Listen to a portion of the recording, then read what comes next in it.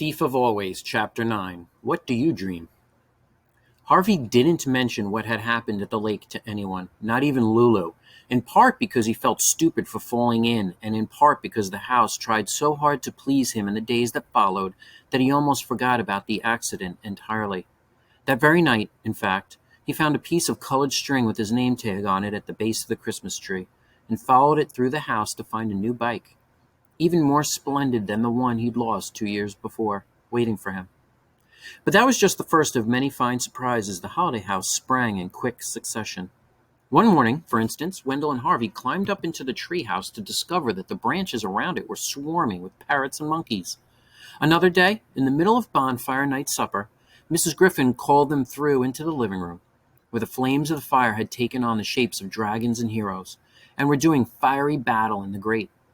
And in the heat of one lazy afternoon, Harvey was woken from a doze by a chorus of shouts and found a troupe of mechanical acrobats performing clockwork-defying feats on the lawn. The greatest surprise, however, began with the appearance of one of Rictus's siblings. "My name is Jive," he said, stepping out of the early evening murk at the top of the stairs. Every muscle in his body seemed to be in motion, ticks, jigs, and jitterings that had wasted him away until he barely cast a shadow. Even his hair, which was a mass of oiled curls, seemed to hear some crazed rhythm. It writhed on his scalp in a knotted frenzy.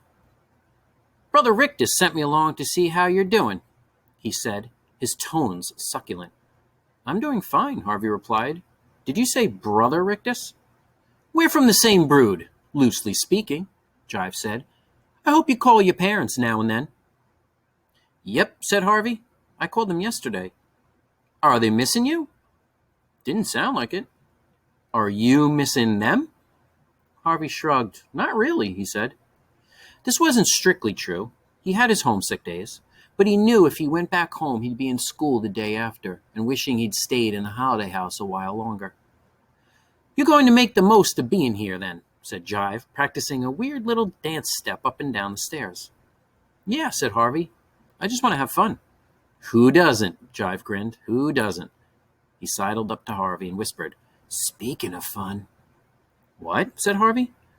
"You never did get Wendell back for that trick of his." "No, I didn't," said Harvey. "Why the heck not?" "I could never think of a way."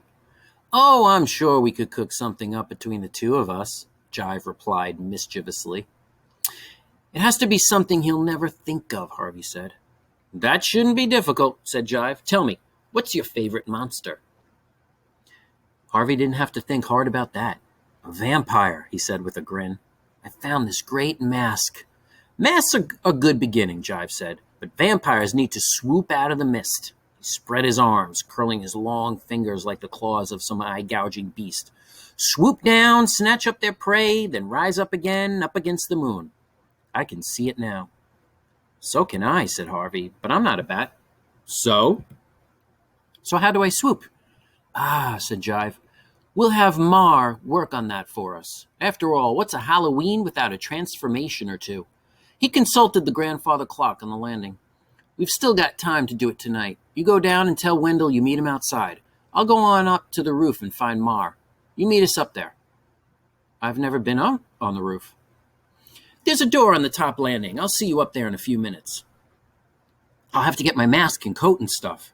"You won't need a mask tonight," Jive said. "Trust me. Now you hurry up. Time's a-wasting."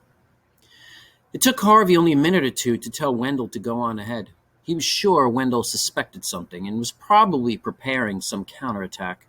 But Harvey knew he and Jive had something up their sleeves even Wendell, expert on shock tactics though he was, couldn't anticipate. With the first part of the plan laid, he hurried upstairs again, found the door Jive had mentioned, and climbed up onto the roof. Heights had never bothered him. He liked to be up above the world looking down on it. "Over here," Jive called to him, and Harvey hared off along the narrow walkways and up the steep roofs to where his fellow conspirator stood. "Sure-footed," Jive observed. "No problem." "How about flying?" said a third voice as its owner stepped from the shadows of a chimney. "This is Mar," Jive said, "another of our little family." Unlike Jive, who looked nimble enough to walk on the eaves if the whim took him, Mar seemed to have slug blood in her somewhere. Harvey almost expected to see her fingers leave silver trails on the brick she touched, or see soft horns appear from her balding head. She was grossly fat, her flesh barely clinging to her bones. Wherever it could, around her mouth and eyes, at her neck and wrists, it collapsed in clammy folds. She reached out and poked Harvey. "I said, how about flying?" "How about it?" Harvey said, pushing her hand away. "Done much?" "I flew to Florida once." "She doesn't mean in a plane," Jive told him. "Oh, in dreams, maybe?" said Mar. "Oh, yeah, I dream about flying." "That's good," Mar replied, grinning with satisfaction. She had not a single tooth in her mouth. Harvey stared at the empty maw in disgust. "You're wondering where they've gone, aren't you?" she said to Harvey. "Go on, admit it." Harvey shrugged. "Well, yes, I am. Karna took them, the thieving brute. I had fine teeth, beautiful teeth." "Who's Karna?" Harvey wanted to know.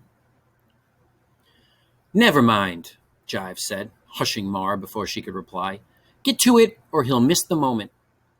Mar muttered something beneath her breath, then said, "Come to me, boy," extending her arms in Harvey's direction.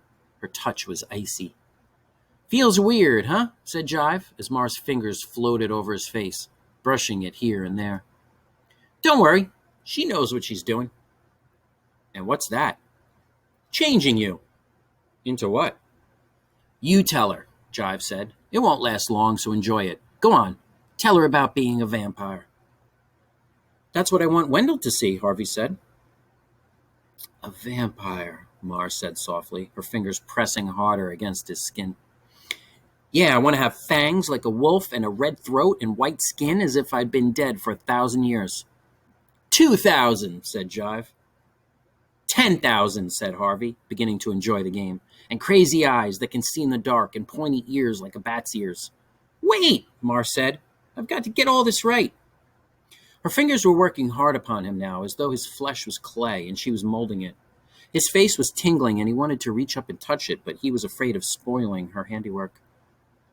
And there's got to be fur, Jive observed. Sleek, black fur on his neck. Mar's hands dabbed at his throat, and he felt fur sprouting where she'd touched him. And the wings, Harvey said. Don't forget the wings. Never, said Jive. Spread your arms, boy, Mar told him. He did so, and she ran her hands along them, smiling now. It's good, she said, it's good. He looked down at himself. To his astonishment, he found his fingers were gnarled and sharp, and leathery flaps were hanging from his arms. The wind gusted against them, threatening to carry him off the roof, there and then. You know you're playing a dangerous game, don't you? Mar said as she stood back to admire her handiwork. You'll either break your head or scare the life out of your friend Wendell, or both. He won't fall, woman, Jive said. He's got the knack of this. I can tell just by looking at him. He peered at Harvey with his squinty eyes. Wouldn't be surprised if you weren't a vampire in another life, boy, he said. Vampires don't have other lives, Harvey said. The words more difficult to say with a mouthful of fangs. They live forever. That's right, said Jive, snapping his fingers. So they do, so they do. Well, I'm finished, said Mar. You can get going, boy. The wind came gusting again, and if Jive hadn't been holding on to him as they walked the edge of the roof, Harvey would surely have been carried away. There's your friend, Jive whispered, pointing down into the shadows. Much to his amazement, Harvey found that he could see Wendell quite clearly, even though it was pitch dark in the thicket. He could hear him, too, every little breath, every beat of his heart. This is it, Jive hissed, putting his hand on Harvey's back. What do I do? Harvey said. Do I flap or what? Jump, Jive said. The wind'll take care of the rest, either the wind or gravity. And with that, he shoved Harvey off the edge of the roof and into the empty air.